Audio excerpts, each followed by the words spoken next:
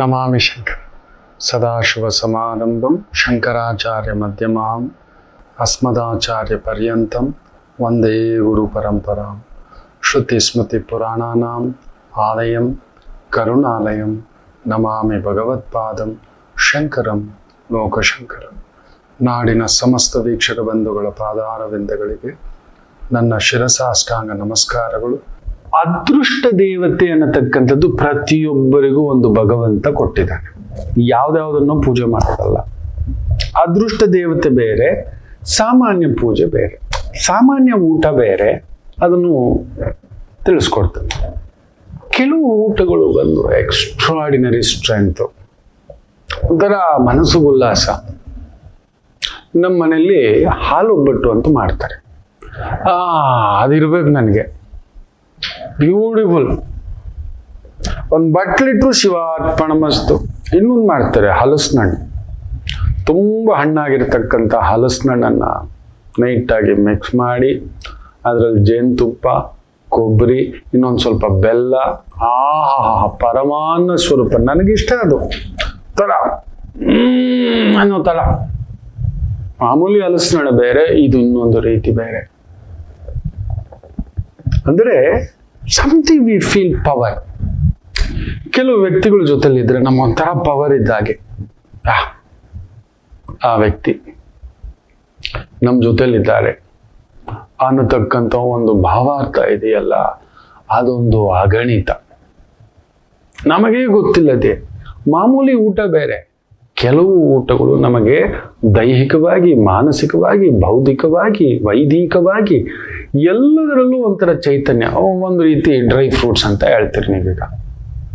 ಎಲ್ಲ ಫ್ರೂಟ್ಗಳು ಇದೆ. Dry fruits is more protein, more stamina. ವರ್ಕೌಟ್ಗೆ, ಇನ್ನೊಂದಕ್ಕೆ ಅನ್ನತಕ್ಕಂಥದ್ದು. ಹೌದಲ್ವಾ? ಹಾಗೆಯೇ ನಿತ್ಯ ದೇವತಾರ್ಚನೆಗಳಿಗಿಂತಲೂ ಕೆಲವು ದೇವರುಗಳ ಸೇವೆ ನಿಮ್ಮ ಜೀವನದಲ್ಲಿ ಒಂದು ಅದ್ಭುತ ತಂದು ಕೊಡುತ್ತದೆ. ಶರಣಾಗತಿ ಅಲ್ಲಾಗಿ, ಶರಣಾಗತಿ. ಮುಖ್ಯವಾಗಿ ಮೇಷರಾಶಿ. ನೀವು ಯಾರನ್ನು ಪೂಜೆ ಮಾಡಬೇಕು? ಉತ್ತರ ಶಿವನನ್ನ. ನದಿ ತೀರದಲ್ಲಿರತಕ್ಕಂಥ ಶಿವನನ್ನ. ಕಡಗ ಪಕ್ಕದಲ್ಲಿದೆಯಲ್ವಾ, ಸಿಂಹರಾಶಿ ಪಕ್ಕದಲ್ಲಿ. ಅಂಥ ಒಂದು ಕ್ಷೇತ್ರವನ್ನ ಪೂಜೆ ಮಾಡಿ. ಬ್ಯೂಟಿಫುಲ್, ಒಂದು ಅದ್ಭುತ ಆಗುತ್ತೆ. ಮೇಷರಾಶಿ ಶಿವನನ್ನ ಪೂಜೆ ಮಾಡತಕ್ಕಂಥದ್ದು. ನದಿ ತೀರದ ಶಿವ. ನೀವು ಹೋಗ್ತಾ ಇರಿ. ನೀವು ತಿಂಗಳಿಗೊಮ್ಮೆಯೋ, 3 ತಿಂಗಳಿಗೊಮ್ಮೆಯೋ, 6 ತಿಂಗಳಿಗೊಮ್ಮೆಯೋ ನಮ್ಮ ಧರ್ಮಸ್ಥಳ ಕ್ಷೇತ್ರ ಇದೆ, ನಂಜನಗೂಡು ಇದೆ, ಮುರುಡೇಶ್ವರ ಇದೆ, ಗೋಕರ್ಣ ಮುರುಡೇಶ್ವರ. ನೀವು ಹೋಗಿ ಬನ್ನಿ. ಒಂದು 6 ತಿಂಗಳಿಗೊಮ್ಮೆ ಸ್ನಾನ ಮಾಡಿ ಅಲ್ಲೊಂದು ದರ್ಶನ ಮಾಡ್ಕೊಂಡು ಬರ್ತಕ್ಕಂಥದ್ದು. ನಾವು ಉಗೆ ಮಾದೇಶ್ವರ ಅನ್ನೋ ಥರ. ನಿಮ್ಮ ಜೀವನದಲ್ಲಿ ಪವಾಡ ನಡೆದಿಲ್ಲ ಅಂದ್ರೆ ಹೇಳಿ. ಯಾಕಂದ್ರೆ ನಿಮಗೆ ಯಾವಾಗಲೂ ಒಂದು ಅಧಿಕಾರ ಸ್ಥಾನದ ಮೇಲೆ ಅಲ್ಲೊಂದು ಇರುತ್ತೆ. ಮೇಷ ಲಗ್ನ. ನಾನು ಹೀಗೆ ಬದುಕಿದ್ರು ಆನೆ, ಸತ್ರು ಆನೆನೆ. ನೀವು ಹಾಗೇನೆ. ನೀವು ಯಾವತ್ತೂ ತಗಬಾರ್ದು. ನಿಮ್ಮ ಶಕ್ತಿ, ನಿಮ್ಮ ನಡೆನೇ ಬೇರೆ. ಅದು ಹಾಗೇ ಇರಬೇಕು. ನಮ್ಮ ಅದೃಷ್ಟ ದೇವತೆ ಮೇಷರಾಶಿಗೆ ಬ್ಯೂಟಿಫುಲ್ಲಿ ಶಿವ. ಇನ್ನು ವೃಷಭ ರಾಶಿಗೆ ಶಿವನ ಪಕ್ಕದಲ್ಲಿರತಕ್ಕಂಥ ಆ ಬುಧ, ಪರಮೋಚ್ಚ ಬುಧ, ವೆಂಕಟೇಶ್ವರ, ವಿಷ್ಣು ಆಲಯ, ಗೋವಿಂದ ಕ್ಷೇತ್ರಕ್ಕೆ ಹೋಗಿ ಬನ್ನಿ. ಫ್ಯಾಂಟಾಸ್ಟಿಕ್ ಆಗತಕ್ಕಂಥದ್ದಾಗುತ್ತೆ. ವೃಷಭ ರಾಶಿ ಗೋವಿಂದ ಕ್ಷೇತ್ರ, ತಿರುಪತಿ, ಚಿಕ್ಕ ತಿರುಪತಿ. ಗೋವಿಂದನನ್ನ ಮನೇಲಿ ತಂದಿಟ್ಟು ಪೂಜೆ ಮಾಡಿ. ಬೆಳಿಗ್ಗೆ ಎದ್ದ ತಕ್ಷಣ ಗೋವಿಂದ ಸಹಸ್ರನಾಮಾವಳಿ, ವಿಷ್ಣು ಸಹಸ್ರನಾಮಾವಳಿ. ನಿಮಗೆ ಯಾವಾಗಲೂ ಭೋಗ ಚಿಂತೆ. ನಾನು ಹಿಂಗೆ ಇರ್ಬೇಕು ಗುರುಗಳೇ, ನಾನು ಬ್ರ್ಯಾಂಡು ಗುರುಗಳೇ ಅನ್ನತಕ್ಕಂಥದ್ದು. ಹೌದು ಅಂತ ನೀವು ಇದನ್ನು ಮಾಡಿ. ಮಿಥುನ ರಾಶಿ ಲಕ್ಷ್ಮೀ ರಂಗನಾಥ ಆಲಯಗಳು. ಆದಿರಂಗ, ಮಧ್ಯರಂಗ, ಕೊನೆರಂಗ, ಅರಸೀಕೆರೆ ರಂಗ, ಮಾಗಡಿ ರಂಗ, ಎಲ್ಲೆಲ್ಲೆಲ್ಲ ರಂಗನಾಥರ ಆಲಯ ಇದೆಯೋ ಹೋಗಿ ಬನ್ನಿ. ಲಕ್ಷ್ಮೀ ಸಮೇತವಾಗಿ, ಭೂದೇವಿ ಸಮೇತವಾಗಿ. ಪದ್ಮಾವತಿ ಕ್ಷೇತ್ರ, ಲಕ್ಷ್ಮೀ ಆಲಯ, ಮಹಾಲಕ್ಷ್ಮಿ ಆಲಯ, ಮಿಥುನ ರಾಶಿ ಹೋಗಿ ಬನ್ನಿ. ಹಾಗಂದ್ರೆ ನಿಮ್ಗೆ ಅಷ್ಟಮಾಧಿಪತಿ ಶನಿ ಓಡಿಯೇ ಒಂಥರ ದಣದೇ ತಗೋಬೇಕು. ನಮ್ಗೆ ಯಾವಾಗಲೂ ಅದೊಂದಿರುತ್ತೆ ಅತಂತ್ರ. ಎಲ್ಲ ಕೊಟ್ಟಿದ್ದಾನೆ, ಆದ್ರೂ ಅತಂತ್ರದ ಭಾವ. ನೀವು ಅದನ್ನ ಮಾಡಿ. ನಿಮ್ಮ ಅದೃಷ್ಟ ದೇವತೆ ನೋಡಿ, ಲಕ್ಷ್ಮೀ ಸಹಸ್ರನಾಮ ಕೇಳಿ, ಮುತ್ತೈದೆ ಪೂಜೆ ಮಾಡಿ, ಗೋ ಪೂಜೆ ಮಾಡಿ. ಬ್ಯೂಟಿಫುಲ್. ನಿಮ್ಮ ಅದೃಷ್ಟ ಅಲ್ಲಿ ಕಟ್ಟಿಟ್ಟ ಬುತ್ತಿ, ಬೇಗ ಫಲ, ಬೇಗ. ಹೀಗೆ ಬಸ್ಸಲ್ಲಿ ಹೋಗೋದಕ್ಕೊಂದು ಗಮ್ಯ, ಟ್ರೈನಲ್ಲಿ ಹೋಗೋದಕ್ಕೊಂದು ಗಮ್ಯ, ಪ್ಲೇನಲ್ಲಿ ಹೋಗೋದಕ್ಕೊಂದು ಗಮ್ಯ, ಸೈಕಲಲ್ಲಿ ಹೋಗೋದಕ್ಕೊಂದು ಗಮ್ಯ, ಬಂಡಿ ಕಟ್ಕೊಂಡು ಹೋಗೋದು ಒಂದು ಗಮ್ಯ, ನಡ್ಕೊಂಡು ಹೋಗೋದು ಒಂದು ಗಮ್ಯ. ಬೇಗ ಹೋಗ್ಬೇಕು, ನಮ್ಮ ಸಿದ್ಧಿ ಪಡಿಬೇಕು ಅಂತ ಯೋಚನೆ ಮಾಡ್ತೀರಲ್ವಾ, ನೀವು ಇದನ್ನ ಬರೆದಿಟ್ಟುಕೊಳ್ಳಿ, ಒಂದು ವಿಸ್ಮಯ ನಡೆಯುತ್ತೆ. ಇನ್ನು ವಿಶೇಷವಾಗಿ ಕರ್ಕಾಟಕ ರಾಶಿ, ಸುಬ್ರಹ್ಮಣ್ಯರ ಆರಾಧನೆ. ಕುಕ್ಕೆ ಸುಬ್ರಹ್ಮಣ್ಯ, ಘಾಟಿ ಸುಬ್ರಹ್ಮಣ್ಯ, ನಮ್ಮ ಅರಕಲಗೂಡು ರಾಮನಾಥೇಶ್ವರ ಸುಬ್ರಹ್ಮಣ್ಯ, ಮಂಜೇಶ್ವರ ಸುಬ್ರಹ್ಮಣ್ಯ, ನಾಗದೇವತೆಗಳು, ನಾಗಬನ, ಕರ್ಕಾಟಕ ರಾಶಿ ಪೂಜೆ ಮಾಡಬೇಕು. ನಮ್ಮ ಅದೃಷ್ಟ ಅಲ್ಲಿದೆ, ಶಕ್ತಿಯೇ ಅದು. ಹೌದು, ಅನ್ನಪೂರ್ಣೇಶ್ವರಿ ರಾಶಿ ನೀವು. ಅಂತ ನಿಮಗೆ ಪಕ್ಕದಲ್ಲಿ ಸುಬ್ರಹ್ಮಣ್ಯ ಇದ್ರೆ ಮಹಾಬಲ, ಮಹಾಬಲ.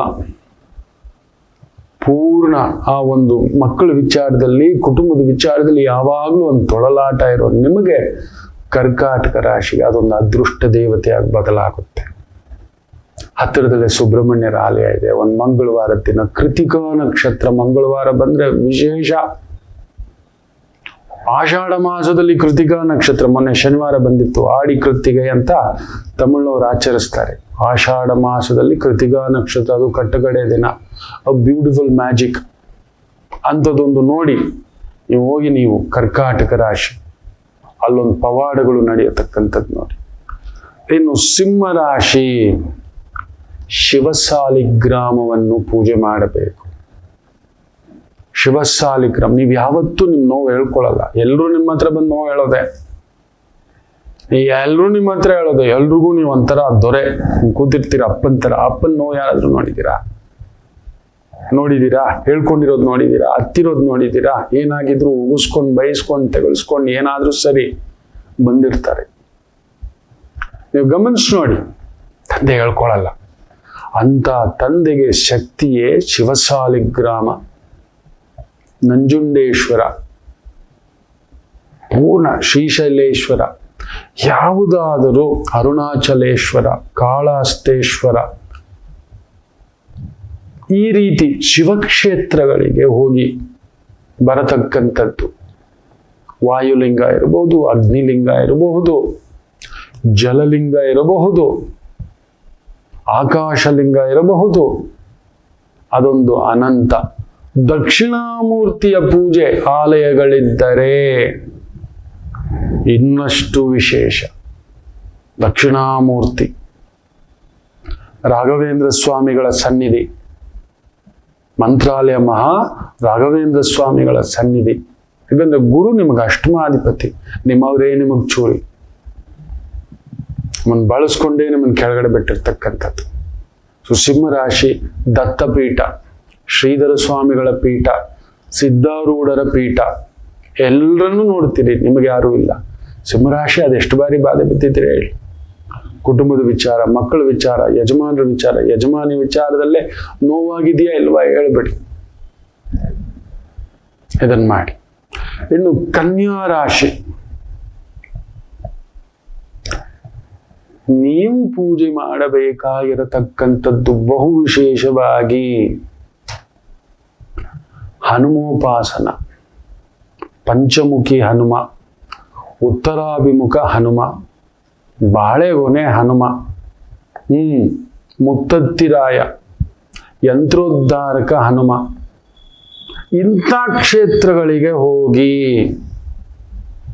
ಯಾಕಂದ್ರೆ ನಿಮ್ಗೆ ಯಾವಾಗ್ಲೂ ಭಯಗಳು, ಏನಿದ್ದರೂ ಭಯಗಳಲ್ಲಿ ಬದುಕೋ ಏಕೈಕ ರಾಶಿ ಕನ್ಯಾ ರಾಶಿ. ನಾಳೆಗೇನು ಆಗ್ಬಿಟ್ರು ಗುರುಗಳೇ, ಆಗ್ಬಿಟ್ರೆ ನಿಮ್ಗೇನೂ ಆಗಲ್ಲ. ಆದ್ರೂ ನಿಮ್ ಭಯಗಳು ಸುತ್ತಮುತ್ತಲಿರೋರ್ನೆಲ್ಲ ಭಯ ಹಿಡಿಸ್ಬಿಡ್ತೀರಿ. ನೀವು ಭಯ ಪಡೋದಲ್ಲದೆ ಪಕ್ಕದಲ್ಲಿರೋ ನೋಡೋದು ಹಂಗೆ, ಇದು ಹಂಗೆ, ಅದು ಹಿಂಗೆ ಎಲ್ಲ ಇದೆ. ಹೌದೋ ಅಲ್ವೋ ಹೇಳಿ. ಕನ್ಯಾ ರಾಶಿಯವ್ರಿಗೆ ದೇವ್ರೇನು ಕೊಟ್ಟಿಲ್ಲ ಹೇಳಿ. ಅಂದವಾಗಿರುವವರೆಲ್ಲ ಆನಂದವಾಗಿರೋಲ್ಲ ಅಂತ ಹೇಳ್ತಿರ್ತೀನಲ್ವಾ, ನೀವೇ ಅದು.